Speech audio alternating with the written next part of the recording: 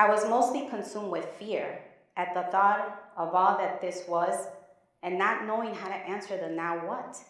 As a lawyer, I was trained to always have an answer, a plan, but here I didn't, because fear entered.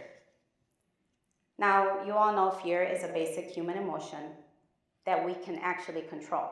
For me, fear kicked in when realizing the amount of people that depended on me. My parents, who at this time were retired, my kids, who were all girls, and obviously girls need their mother, and they were still young. My husband, although eventually he would have moved on, even though he says he wouldn't, but I know he would have. My workers, my clients, and most importantly, myself. The fear of letting them all down, I was not prepared for this life-altering situation. I did not have a 401k. I did not have a retirement plan or a plan at all. I barely had life insurance. So what now?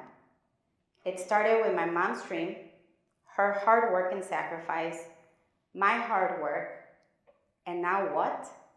This wasn't part of the dream. So I asked myself, what are you leaving behind? See, my family cannot survive off of my dream because that dream has not yet been fulfilled. Fear, it's a state of being. It's that gut-wrenching feeling you get when you're on a roller coaster ride, or that jump you feel when you watch a horror film. But there's also this thing called good fear. The feeling you get before an interview you are so looking forward to.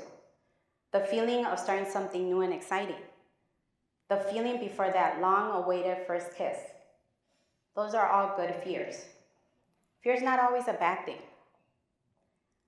but it can very much dictate the actions that you take and the ones that you don't take. When I was told I had cancer, the fear for me was narrowed down to the one collective question, the now what? The fear wasn't death because in my mind, I knew that was not an option for me. The fear of not being here for my family, of not being able to provide and see my children grow up, is what pushed me into action. The fear did not paralyze me, but it made me fight. The time to act was now, and it pushed me forward to act and answer that now what. So one day I woke up and I decided to use that pain and that fear that I had as a guiding force to achieve my dreams and continue my mother's. Sometimes we need that accelerator, the fear to wake us up and throw us into action. We need that emotion of realizing when something is not right. We just have to interpret it correctly and use it as a fuel. If you allow, fear can push you forward in a positive way. Make fear your friend and let it guide you in a positive way. Now let's go back. Let's assume you're that woman in the hospital bed. Guys, pretend you're a woman. And you were just told that you had cancer in the midst of your success. Are you going to let that fear of dying consume you and prevent you from taking action? Or are you going to allow that fear of not succeeding guide you? The choice is always yours. It was this thought that led me to begin my journey as a real estate investor. It pushed me to think about generational wealth and security. It pushed me to find answers to my now what. But how could I achieve this so that I no longer have to fear the now what? So I began to research, how to get rich quick, all this other stuff, how to achieve this so-called financial freedom.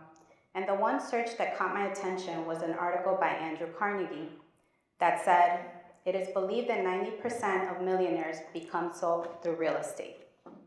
So that told me I'm kind of on the right path. Real estate was something I already knew how to do. I was a real estate attorney already. But the fear I had was acting as a barrier. The fear was standing between me and my success. 90% of millionaires. The odds were a little bit against me.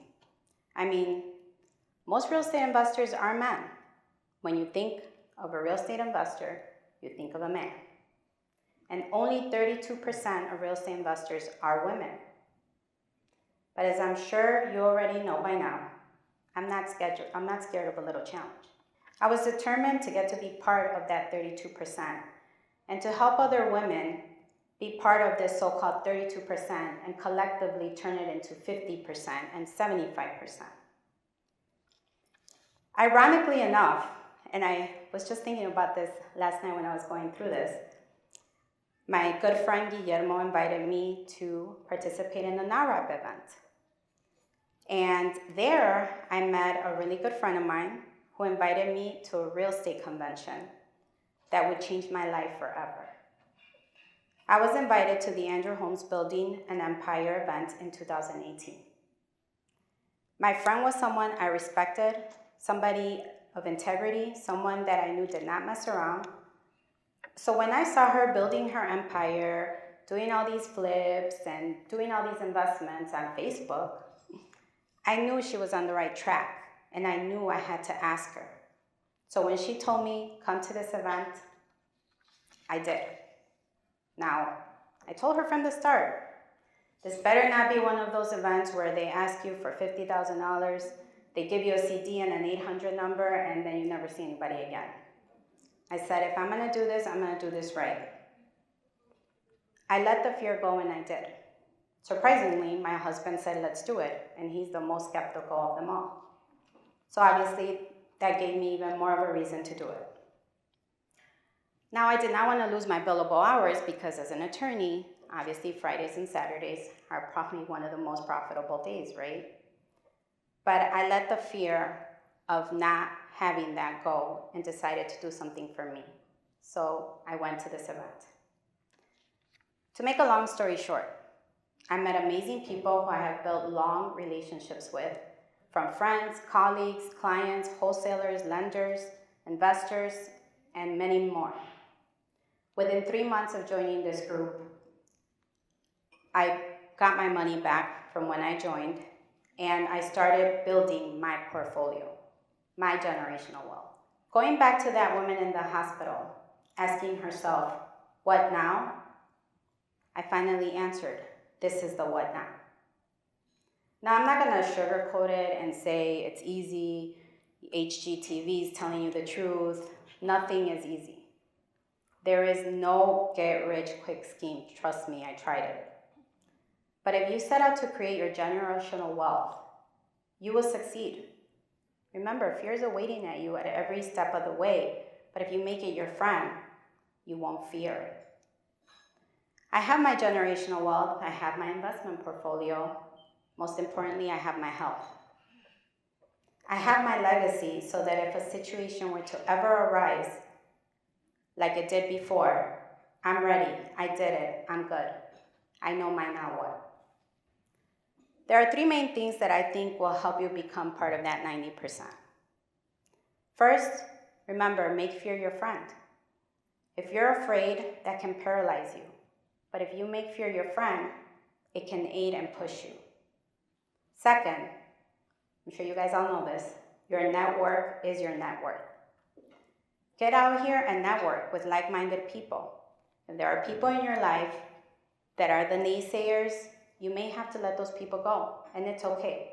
Everyone's here for a reason, a season, or a lifetime. Don't let fear stop you from walking up to someone and asking them that question. How did you do it? Can you help me? Can you teach me? What can I do?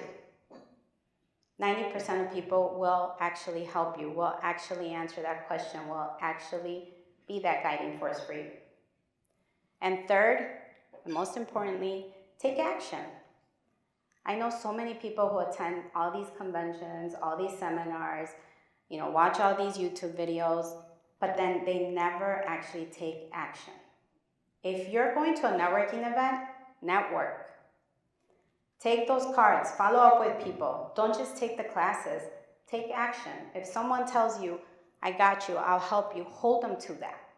Make them help you. After all, they promised, they said they would. In conclusion, fear is an emotion, not a stop sign. Fear is something you can control. It does not control you. Think about it. Do you have a safety net? If you were that woman in the hospital bed, would you know what to do? If you wouldn't, then let's take the steps to become part of that 90%.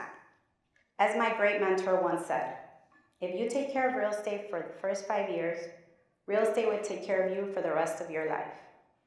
60 plus properties later, here I am. My what now looks a lot different than they used to. Take action. As a woman, we have a lot on our plate.